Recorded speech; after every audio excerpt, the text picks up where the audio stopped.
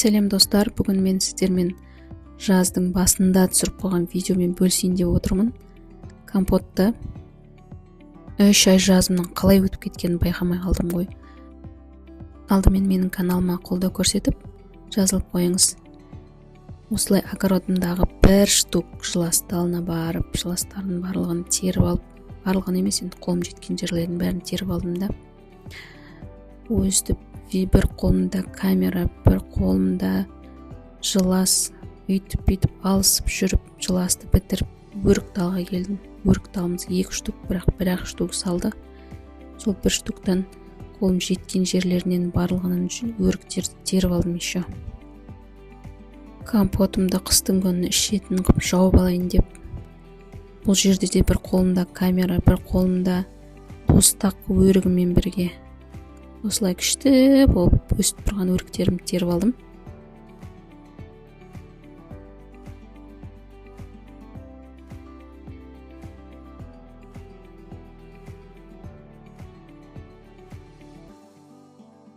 Осыдан бір күн бұрын ауылдан еще өрік пен алмап келген болатынбыз тағы да. Сонымен терген жыластарымды жуып, алма өріктердің барлығын жуып тазалап қойдым. Мынандай бір құстар жеп кеткен, құрттап кеткендерін алып тастадым. Оны мен жақсылап барлығын дайындап алдым дағыны.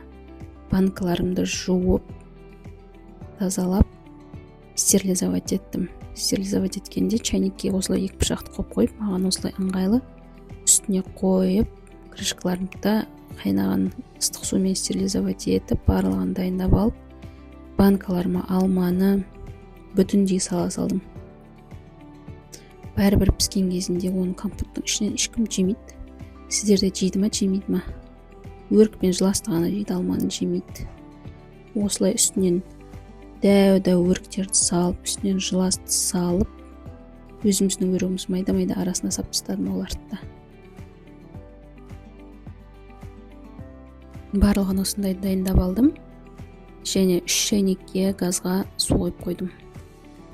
Шетінен дайын болған банкаларға құйып 15 минут ұстадым.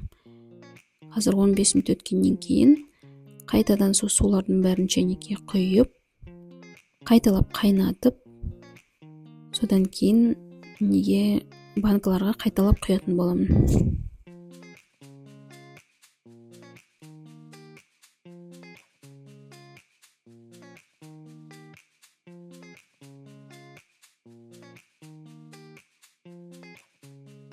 Міне мен болдым. 15 минуттан кейін сулардың бәрін қайталап шайнекке құйып, қайнатып, енді 1 литр суға 4 ас қасық шайдан, мына жерде менде 3 литрлік банкада 12 қасық шекер саламын. Содан кейін 1 чайный ложка лимонный кислота саламын. Сонымен қышқылымен әдемі болады, дәмі қыстың күні рахаттанып тұрып ішетін болады.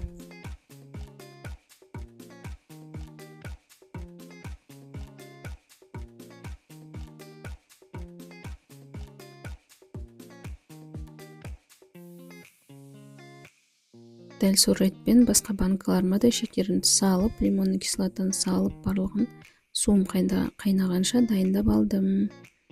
Енді уже екінші суын құямын. Қайнап тұрған суды құйып, бетін жақсылап крышканы жауып, закрывашкамен сөйтіп төңкеріп суығанша қойып қоясыз. Содан кейін қыстың күні рахаттанып тұрып ішетін боласыз.